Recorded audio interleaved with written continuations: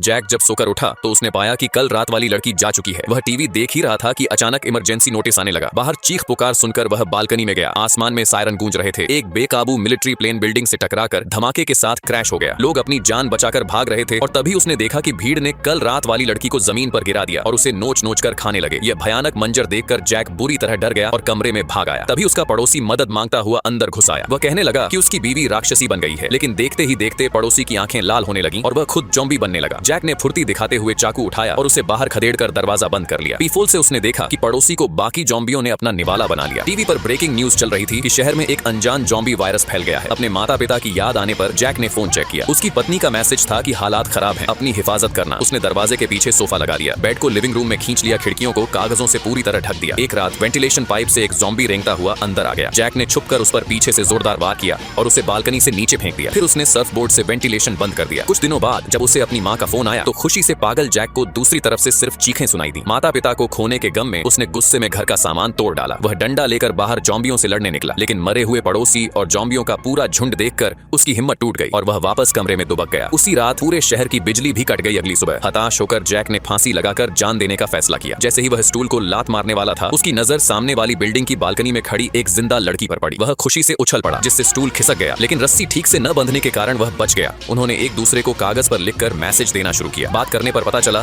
कि लड़की का पानी खत्म हो गया है। जब रात में मूसलाधार बारिश हुई तो जैक ने बर्तन निकालकर पानी जमा किया। अगले दिन उसने एक मोटी रस्सी सामने वाली बिल्डिंग में फेंकी और बड़े प्यार से उस लड़की को पानी की बोतलें भेज दी। तभी एक ज़ॉम्बी लड़की की बालकनी पर चढ़ने लगा। जैक ने उस पर चीजें फेंककर उसका ध्यान अपनी ओर खींचा। ज़ॉम्बी जैक की बालकनी में आया, लेकिन कांच से टकराकर बेहोश हो गया और जैक ने उसे आसानी से खत्म कर दिया। जैक को समझ आ गया कि घर में छुपने से काम नहीं चलेगा। रात के सन्नाटे में वह मरे हुए पड़ोसी की चाबियां निकालकर उसके घर में घुसा। वहां से उसने peanut butter, bread, mountain climbing gear और 2 वॉकी टॉकी हासिल किए। घर आकर उसने एक वॉकी टॉकी सामने वाली लड़की की बालकनी में फेंक दिया। अगली सुबह लीसा की आवाज सुनकर जैक की खुशी का ठिकाना नहीं रहा। दोनों ने वॉकी टॉकी पर खूब बातें की। जब जैक का खाना खत्म हो गया तो वह वेंटिलेशन पाइप के रास्ते एक और घर में उतरा। वहां बहुत सारा खाना था। तभी एक बूढ़ा आदमी हथियार लेकर आया। जैक को सही सलामत देखकर उसने खाना ले जाने को कहा, लेकिन मौका पाकर जैक को बेहोश कर दिया। जब जैक को होश आया तो वह एक ज़ॉम्बी के साथ बंधा था। वह बूढ़ा अपनी ज़ॉम्बी पत्नी को जिंदा इंसान खिलाता था। तभी वॉकी टॉकी बज उठा। जैसे ही बूढ़ा देखने गया, जैक ने रस्सियां खोली, हाथापाई की ओर भाग निकला। बूढ़ा अपनी ही पत्नी का शिकार बन गया। उधर लीसा पर ज़ॉम्बियों ने हमला कर दिया था। उसे खतरे में देख जैक ने चादरों की रस्सी बनाई, नीचे कूदा और ज़ॉम्बियों पर अंधाधुंध गोलियां चलाने लगा। जैक की फुर्ती देखकर लीसा ने भी अपनी चादर नीचे फेंकी और नीचे उतर आई। जैक ने अपने पीछे चढ़ रहे ज़ॉम्बी को चादर काटकर नीचे गिरा दिया। वे गलियारे में भागे और रास्ते में आए हर ज़ॉम्बी को मौत के घाट उतार दिया। वे एक सुरक्षित कमरे में घुस गए और दरवाजे को पूरी ताकत से रोककर बंद कर दिया। शरीर पर कोई घाव न देखकर दोनों खुशी से रो पड़े।